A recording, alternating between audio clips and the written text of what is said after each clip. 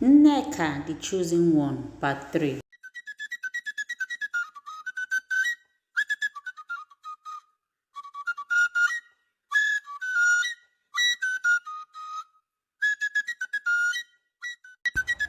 23 years ago, the Queen narrated while crying. After so many years of childlessness, I decided to visit a seer to seek help about my childlessness. Getting there, the seer gave me 2 eggs, instructing me to eat one on getting home, and the second egg 2 days after giving birth, and also told me that the egg must not touch the ground. Upon getting home, I did as I was told, eating the first egg. Eventually, I conceived. 2 days after giving birth, and was about to eat the second egg as instructed by the seer, the egg fell to the ground. Worried and scared, I decided to revisit the seer again. Upon getting there, I was told the seer died few weeks ago. The Queen narrated. In shock, everyone shouted. The king and the old villagers were all dumbfounded on hearing this. But after much pleading from the king and the villagers had no choice but to forgive the queen. Wise one, please, what must we do to save the prince? The king asked. A maiden from this land must willingly journey to the forest of Eden to get a certain herb, and the herb must not be touched by the right hand until it was received by the seer, because that was the only cure and solution to the prince's predicament. The seer said. The seer also told them of the challenges and how to overcome them in order to successfully find the herb. Everyone was silent and sad because indeed it was a very difficult task to be fulfilled. The villagers returned to their various homes in disappointment. The king and the queen, in disappointment, can only hope that a maiden will be willing to risk her life in order to save the prince. Days passed with no news of any maiden willing to journey into the forest of Eden. Indeed, the whole village was filled with sadness. One evening, while Nneka and Ngozi were fetching firewood in the bush, talking and playing around as usual, Ngozi suddenly said, "Don't tell me you didn't know that the prince was about to pick you before a sudden predicament." "Really? How do you know that?" Nneka asked politely. Always pretending," Ngozi said, easing. "What do you mean by pretending?" "Ngozi, please don't tell me you are jealous." So Nneka playfully said while smiling. "But Ngozi, I thought we agreed to support each other. If one of us was lucky to be chosen by the prince," Nneka said in a calm voice. "Please stop it. Always seeking for attention, always. Nneka is so kind. Nneka is so respectful. Nneka the beautiful one. Nneka this, Nneka that," Ngozi shouted jealously, while she walked away, leaving Nneka behind. Nneka, in shock, stood for some minutes, wondering what has gotten into her friend Ngozi. Then she started walking home, pondering over what just happened. On getting home, Nneka narrated all that happened with Ngozi to her mother.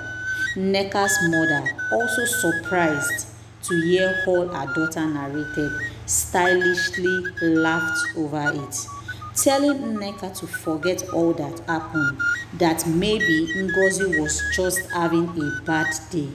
Nneka's mother said. Nneka and her mother laughed over it and went to bed.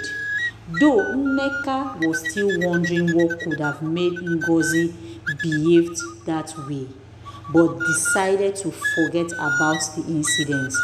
The next morning, while Nneka was helping her mother in the kitchen, she suddenly remembered the dream she had in the palace and told her mother, I wonder what it means, Nneka's mother wondered. Suddenly, Nneka asked her mother, how is the prince, Mama? I hope his condition is getting better. I really wish I can help him, Nneka said. Nneka's mother replied, I pray the gods help him.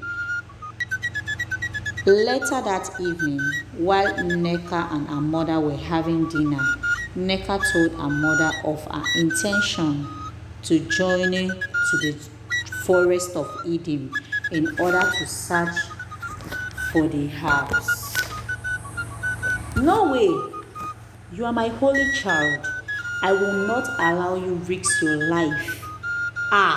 The dreaded forest of no return. No way, Nneka's mother shouted angrily.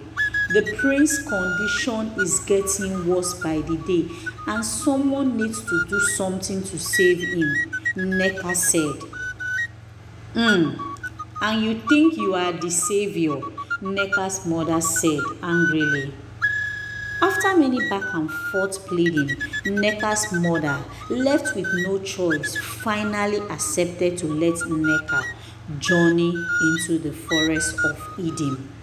Since she had already made up her mind, though she was so scared and worried for her daughter. On the other hand, Ngozi's mother has always been comparing Nneka to her daughter Ngozi, which was the reason for the jealousness towards Nneka. The following day, Nneka and her mom went to the palace to inform the king about Nneka's plan to journey into the forest of Eden. With excitement and mixed feeling of sadness, the king and the elders gave Nneka their blessings, although they were all worried for Nneka. While Nneka was leaving the palace, Obum, the palace guard, called Nneka aside. Nneka, I know you have made up your mind on this journey, and nothing I will say or do will make you change your mind. But please let me help you in my little way, Obum said. Please let me take you to my uncle in the other village. He is a powerful seer, so he can fortify you, Obum said. Thank you, Obum. You can take me to the seer this afternoon. Thank you so much, Nneka replied.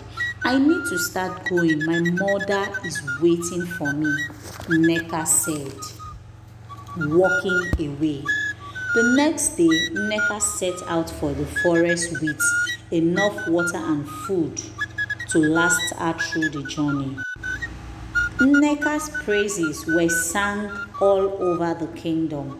Rumors started spreading far and wide on how Nneka was so brave to embark on the journey.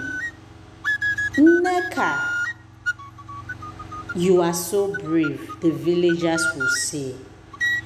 Ngozi, upon hearing this, decided to embark on the journey to the dreaded forest. In the early hours of the morning, one can hear Ngozi talking to herself angrily. If Nneka can do it, I can also do it. Yes, my daughter, you can do it, Ngozi's mother replied while walking towards Nneka, who was lying on the mats in her hut. By noontime, Ngozi and her mother went to the palace to seek for the king and elders' blessing. She also made her intentions of traveling to the forest known. With the king's blessing, Ngozi set out for the forest of Eden the next day.